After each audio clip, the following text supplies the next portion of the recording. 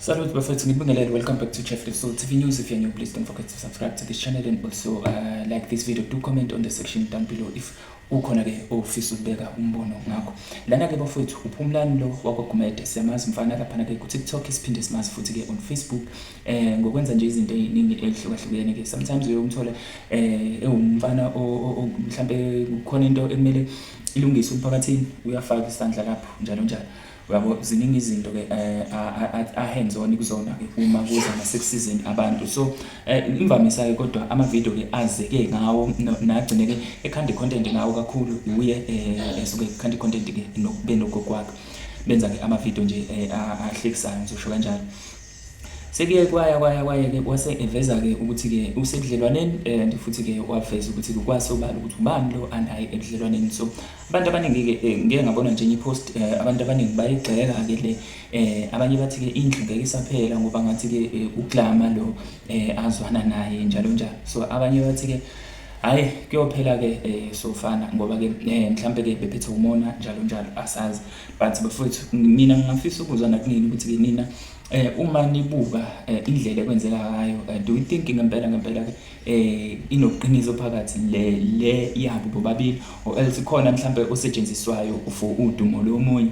Do you think khona mhlambe ozama ukukhuphuka istepisi ngomunye la? Because abanye abantu basho kanjalo ukuthi ke angathi le ntokazi izama ukuzibeka kuyibalazwe noma ke izama ukuzibeka ekuthenini ke igcine nama followers amaningi ngokuthi ke ibe involved ebudlelwaneni naye lo mfana.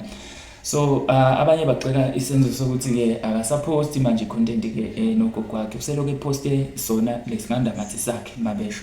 So kuningi ukugxeka okukhona. So lapha nje ngeke ngabona any post futhi kushare yena lapha umfaka Gumede uthi ke ayikhona cha niyakhuluma bo ebabaza ke ipost eyenziwe lapha ke unqambothi media la khona ke abantu ke bacommentile nje ngendlela zabo ezihlukahlukene.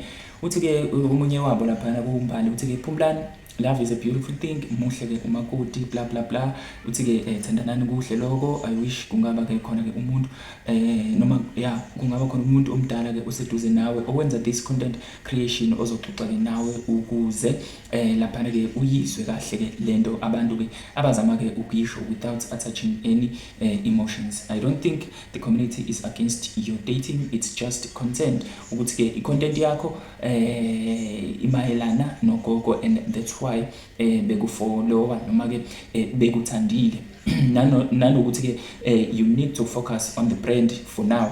Yonke le into ke inesikhathi sayo. You need to learn not to announce things prematurely. One day uzoyibona kodwa ke all the best mfethu, we still wish you the best and asindawo kusho ke lapha ke umbali wakwaNyembe.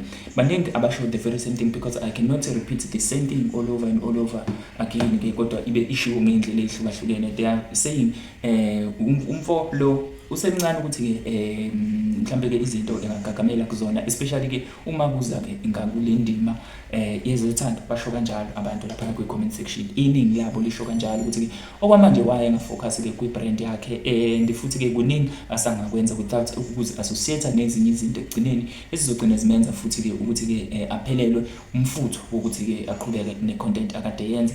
Besides nje kusana ama brands mhlambe ke afisa ukuthi ke esebenzisane naye njalo njalo. So if ever shifta ifocus ke ku content noma shift ifocus kulento ayenzayo kuzogcina lokho kumenza ukuthi ke anyamalele yibo labo bantu ke abazobe befisa ukuthi ke basebenzisane naye. Uthini umbono wakho kuloko? Ngabe abantu ke bakusho lokhu ngoba benomona mhlambe ngabe abantu bakusho lokhu ngoba bengenakho ukuqonda ngemizwa yakhe lomfana noma mhlambe ke kukhona ke okunye okungale kwalokhu ke mhlambe sikubalulayo thina ke esifisa ukuzwa umbono wakho ke kukhona.